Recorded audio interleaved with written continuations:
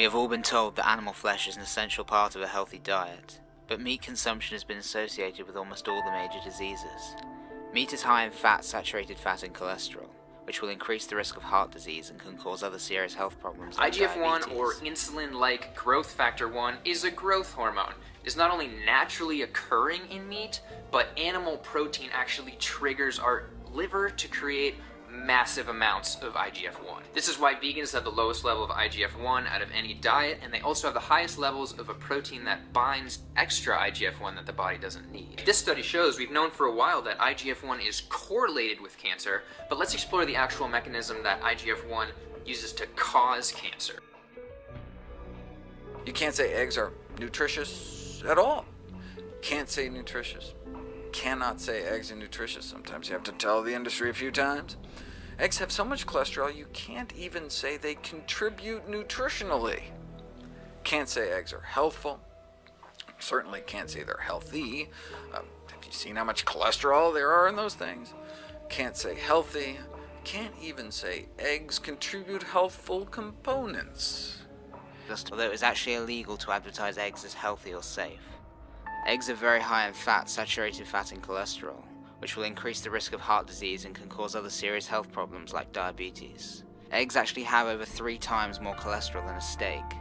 Because of their naturally occurring salmonella, eggs are unsafe for human consumption. It's estimated that more than 140,000 people a year are affected by salmonella poisoning. The yolk of a hen's egg is the most concentrated glom of fat and cholesterol on the planet. It's made to run a baby chicken for 21 days with no outside energy. It is pure fat that floods through your system, not doing great things for your arteries or your inflammatory states.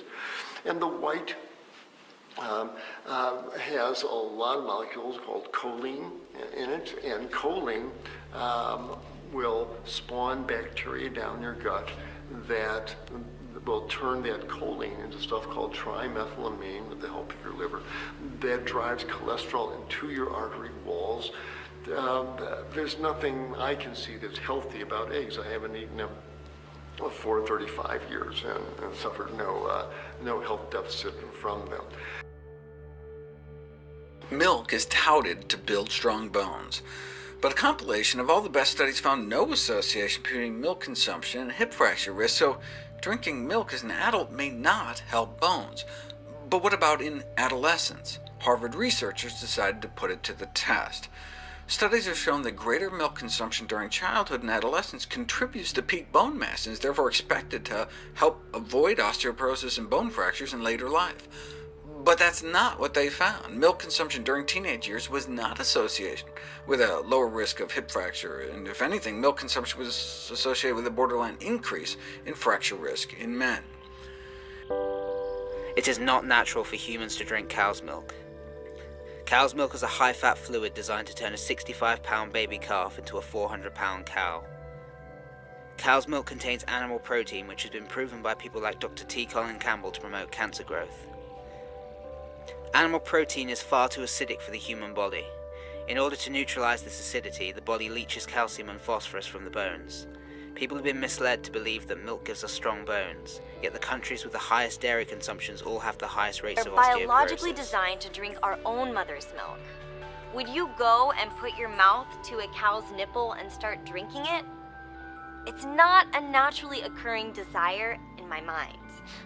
The biochemical makeup of a cow's milk is perfectly suited to turn a 65-pound newborn calf into a 400-pound cow in 1 year. And as far as the calcium and protein thing goes, study after study after study has shown that those consuming the highest quantities of dairy actually have the highest cases of bone fracture and osteoporosis. And there are dozens of amazing plant-based sources of calcium and protein, so you really don't need to suck the tits of a cow. Honey is often marketed as a healthy natural sweetener. All bee products contain sugar, animal protein, and fat. Now, honey is the perfect food for bees. According to T.C. Fry, when humans eat honey, it immediately begins to reabsorb moisture from the stomach and stomach flora. It destroys our symbiotic bacterial population wholesale. In humans, honey, more so than cane and beet sugar, is acid-forming and decalcifying. The body draws calcium from its teeth and bones, if necessary, to neutralize the acids introduced and formed. The mannite acid of honey is a protoplasmic poison. It interacts with protein, and from this forms alcohol, ammonia, and carbonic acid.